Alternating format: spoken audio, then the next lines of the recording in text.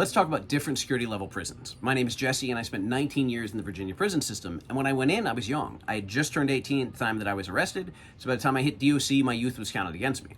Because your security level is determined by the seriousness of your original crime, in my case, robbery and a shooting, so I was the highest level of seriousness. Your age, I was as young as you could be, so that counted against me. And then your most recent institutional infraction, basically the amount of time and the seriousness. So in other words, if you have a bunch of petty charges from a long time ago, it's not really going to matter. If you have a serious charge right now, yeah, you're going up, like your level's going to rise.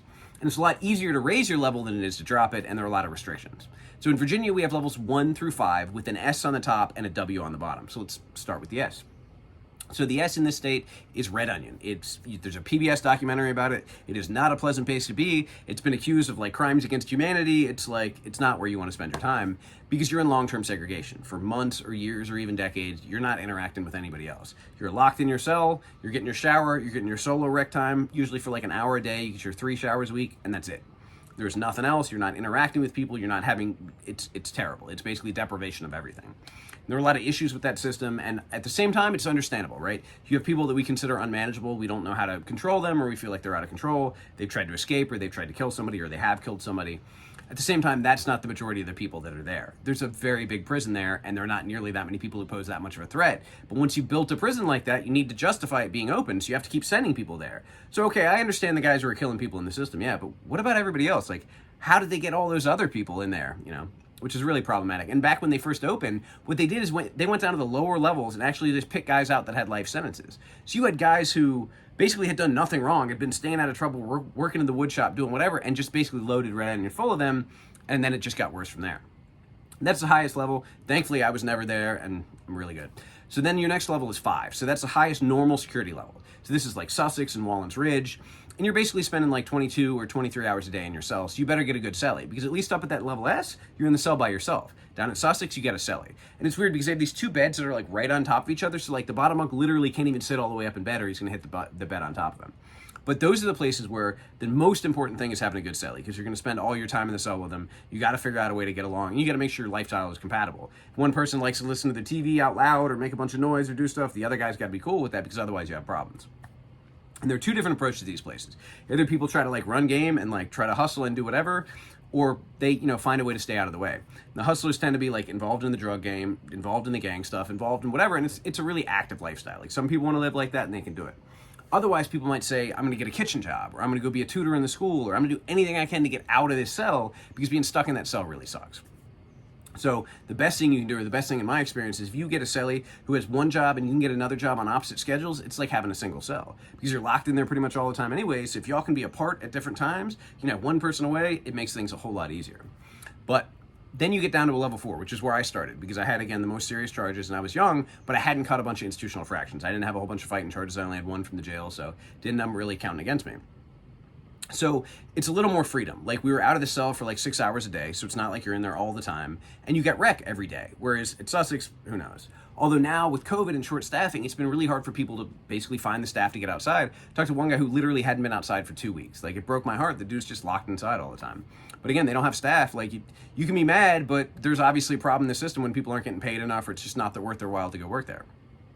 Level 4 was doable. Like, I wouldn't want to be at a 5 or an S, but I could do time at a 4, because you can kind of stay out of the way. It's still serious enough that the guards have more to worry about than like petty charges and bothering you, but at the same time, it's not super crazy. It's not wide open, so you can go there, you can do your time and just, do what you do. And again, you have the same option. You can be one of those kind of homebody people who hang around the pod and do whatever they're doing and hustle, or you can go get a job. And I always wanted to get a job, so I did pretty much everything there. I worked in the wood shop, I was on the paint crew, like I did stuff that would allow me to get out of the cell as much as possible, because I'm not trying to hang out there. Like, I want to go out and be moving around and doing stuff. After 4 years in Nottoway, which was a level 4, I moved down to a level 3, and I moved to Buckingham, which was kind of like the wide open one. It was, when I say wide open, I don't mean bad, I mean wide open as far as privilege, because it was basically what they had made for the lifers, because it was technically a 3-4, but it was run like a 3, and there was a rule in the system that if you had life, or you had a sentence longer than 30 years or 20 years, you had to have 20 years in before you could go down to a lower level, but you could be at a 4. So you had to be basically at a 4 and above if you had a long sentence. And the other level 4s were not nearly as good as Buckingham. So they set this up as like, if you're a lifer, you got a long sentence, and you're staying out of the way, like you're doing the right thing, we're going to allow you to come here, and it's going to be run like a 3. So we had rec every day. Morning, like 8:30 to 10:30, and then in the afternoon, 2 hours, and then during the summer, you would have rec in the evening too. So if you had a job and you went to school, you could get out to the rec yard. Like, it was just a lot freer.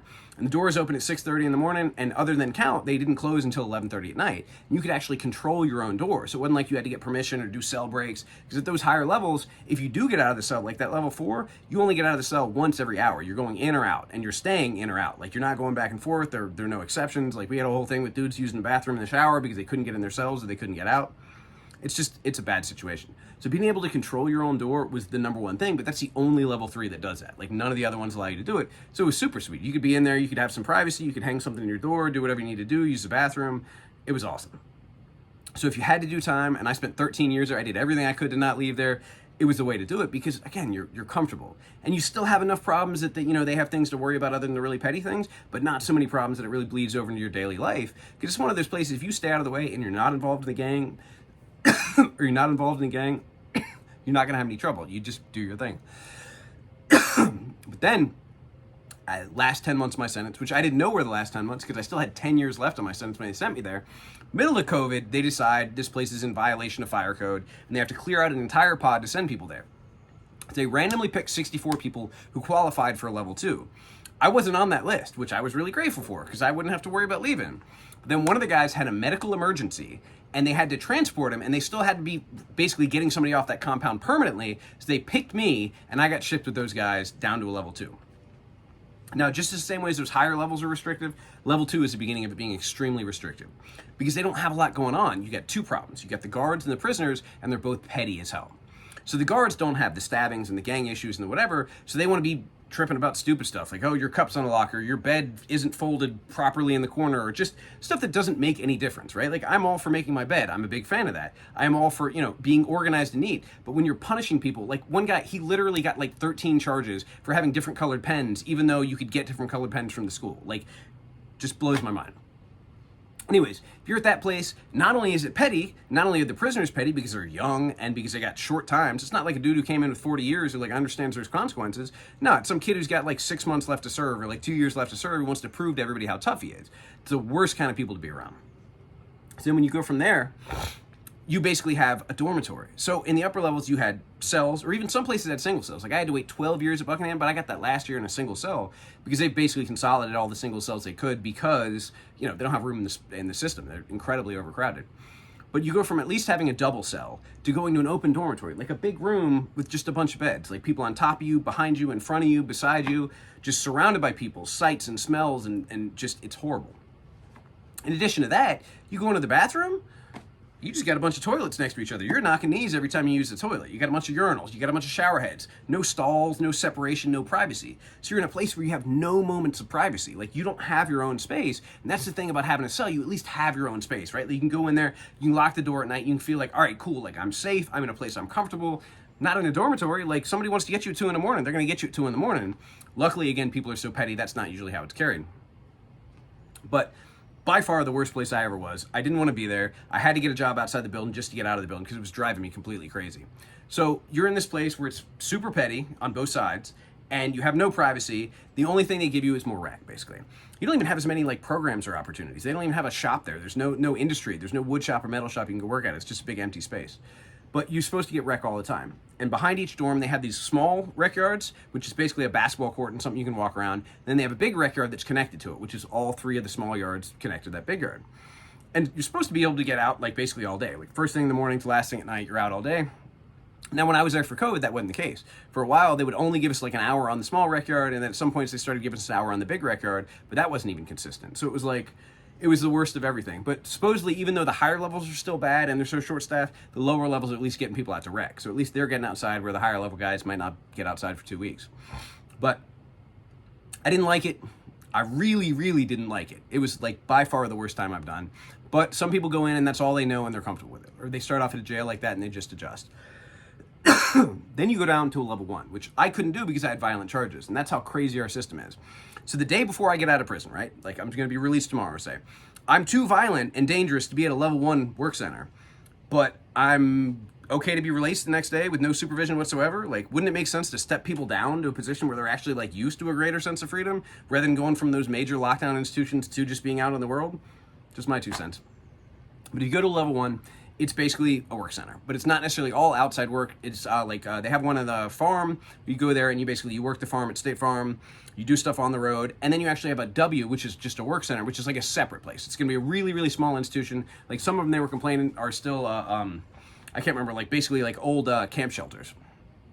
But so you work out on the road, you do fire protection, you do chainsaw stuff, you work the equipment, you do whatever. But these are the lower level institutions that again are like the super petty extreme. Because if you get out and you have a job, you're okay. Like you're out in the world, you're making more money, you're making like 45 cents an hour for like 40 hours a week. So you're making more than most people in the system are making. You're able to like basically do something with your day, get home, be tired, be okay. But the problem is if you don't have a job, and sometimes it can take months to actually get that approved job or get approved for your road pass, you're just stuck in there all day. Most places have a dorm on top and a room downstairs, or a dorm on top and then like a separate rec building, like the little camps. So they make you get up and leave your bunk in the morning like you're going to work, but you don't have a job to go to, so you just have to go be locked in the basement or go locked in that other building because there's nothing for you to do. Like you can't get another job. Again, it's really problematic. Doesn't make sense. Like most of those places don't even have kitchens. They get their food actually from the main institution, so they only have kitchen workers. You can't even like get a quick job. But you're there, you do your time, it's a way to make it work. So for me, it was those lower levels, which I couldn't go to. The level 1 may have been worth it, or the W, if I was able to get out on the road and do something, like that would have felt good. But I didn't generally want to be in a 1 or a 2. Like it was too restrictive, it was too petty, it wasn't good. I didn't want to be at a 5 or a 6. Like I didn't want to be in that position where like I'm dealing with serious stuff all the time. Like I just wanted to be able to live my life and stay out of the way. So for me, that level 3 was like the Goldilocks. That was a place you could go and you could do your time and you could be okay. And I've heard most people in other states. Like I had a buddy who did a bunch of time in Cali.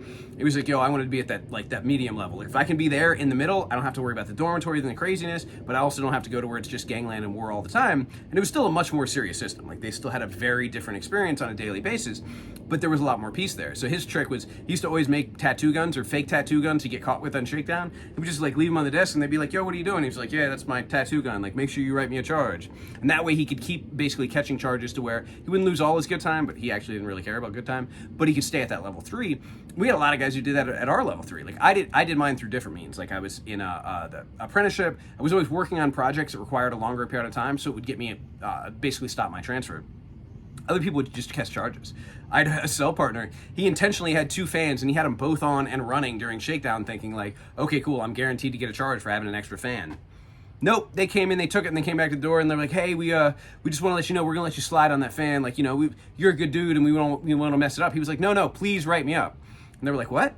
He was like, "Okay." So he gets a charge. He actually gets it, and the guy comes. He says, "Hey, they came with a penalty offer for it's like an informal resolution or whatever, where it doesn't stay on your record." He's like, "No, like I want a charge." And they're like, "Well, she said if she gives you a charge, like if you make her do that work rather than the informal resolution, she's gonna send you to the hole." He was like, "Oh fuck, like The whole point was just to catch a charge and stay there and stay in that cell and stay in that comfortable environment." But it didn't work out, so he ended up getting shipped to a dormitory. Despite his best effort, he ended up there. But anyways, those are security levels in Virginia. I'm sure it's different somewhere else. If you're in another state, tell me about it. Let's talk.